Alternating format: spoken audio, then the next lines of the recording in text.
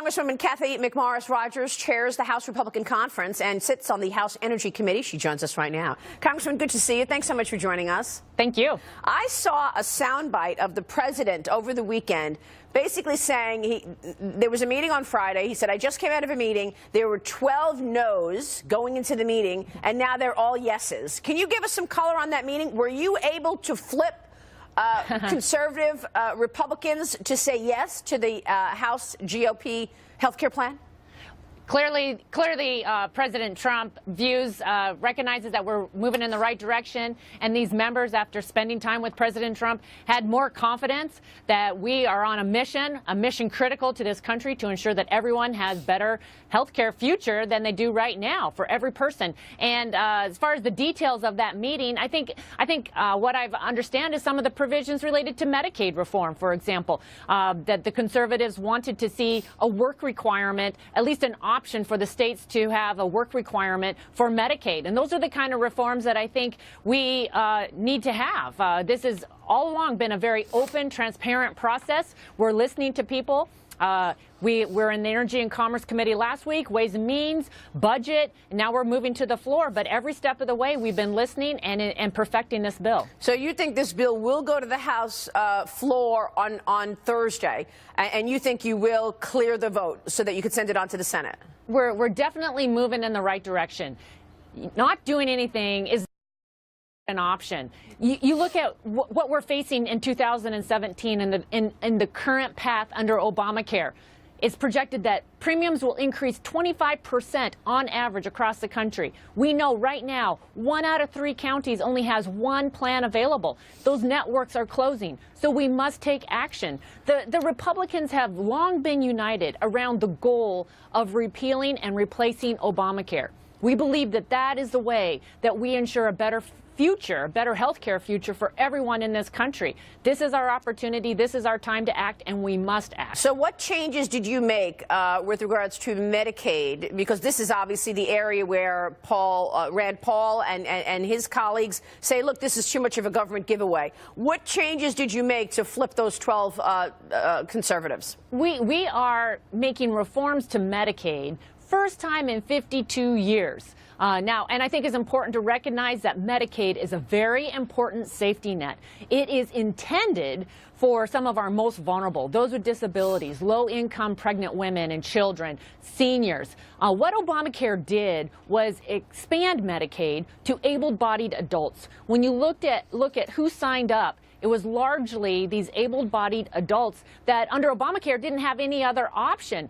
Millions of Americans who liked their health care plan were forced onto Medicaid, were forced onto the exchanges. And so we're working to empower the states to best structure Medicaid. And so some of the details are how we responsibly unwind Medicaid. What is that way to deal with those that were part of the expansion population? And we're ensuring that they are protected, that they won't have the rug pulled out from underneath them, but we want to return it to the states. We want to give states the opportunity to structure this program in a way that's best going to meet the needs of the individuals and families in those most in need. Yeah, you make a great point, and that is, of course, what Paul Ryan told us last week when he joined me on the morning show, Mornings with Maria on the Fox Business Network. And what I asked him was, okay, that's fine, but at the same time, you've been talking about a full repeal and replace. Why is it so difficult to just do away with Obamacare and start fresh, which is really what some of your colleagues want to do? Take a listen to what Paul Ryan told us last week.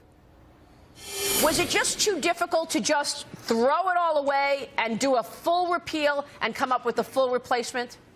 So first of all, we don't have the votes for just a full repeal because so many of our members, and the president included, said repeal and replace. And if we just did a repeal with reconciliation, meaning 51 votes, and not replace, then we wouldn't be able to get a replace passed because they can filibuster a replace.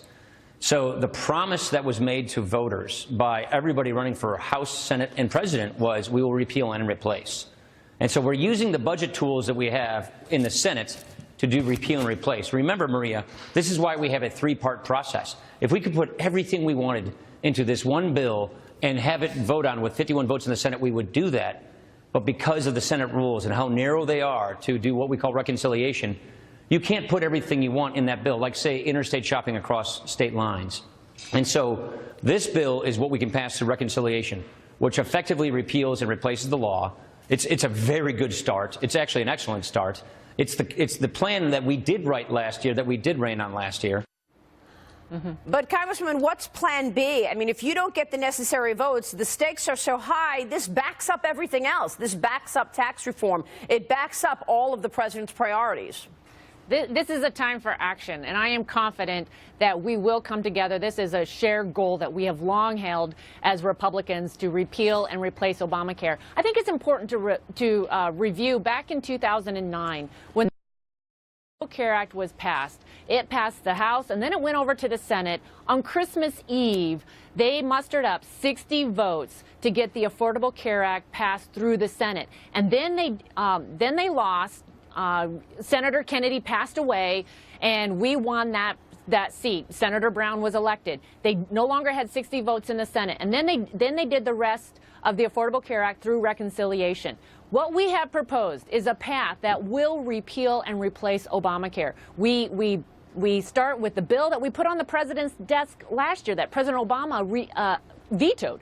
So that is the repeal bill of Obamacare, and then we add to it the transition items that are going to make for a smooth transition. And we're adding the tax credits, the Medicaid reform, the expansion of the health savings accounts. And then phase 2 is what they can do in the administration under Secretary Tom Price, the deregulation. There's over 1,400 provisions within the Affordable Care Act where the administration did the details and actually wrote the rules and regulations, and Tom Price is going to review all of that. And then phase 3 is what will require 60 votes in the Senate.